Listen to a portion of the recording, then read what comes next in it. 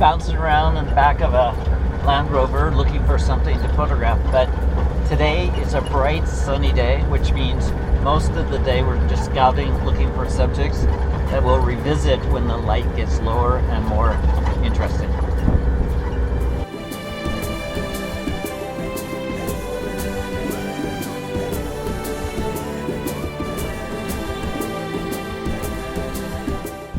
This is quintessential safari style, having breakfast out in the middle of the Serengeti.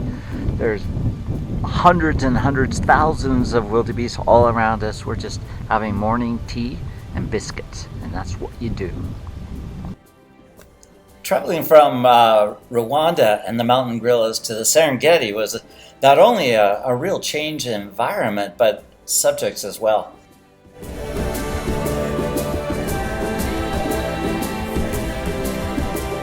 This may be one of the more interesting days of the Serengeti over all the years I've come here.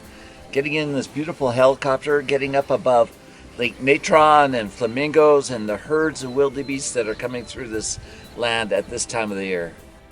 I've been to the Serengeti many times, but I've not spent much time from an aerial perspective, flying in a helicopter over the Great Plains and seeing herds of giraffe and herds of wildebeest was an amazing sight.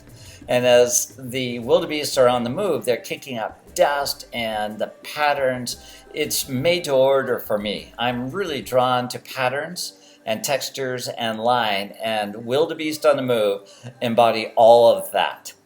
And then there's Lake Natron, this surreal environment, this vast lake on the border of Tanzania and Kenya.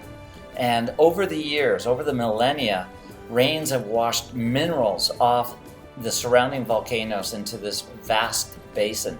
And as the relentless heat of the equator evaporates the water, minerals, deep red and patterns are left behind.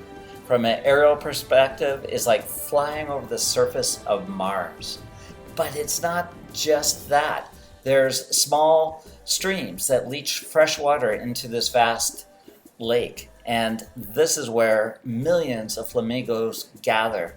And to fly over thousands, tens of thousands of flamingos flying over the briny waters, it's surreal. The patterns are amazing. The movement, the vortex of movement is mesmerizing. This portion of my trip to East Africa will always be etched in my memory.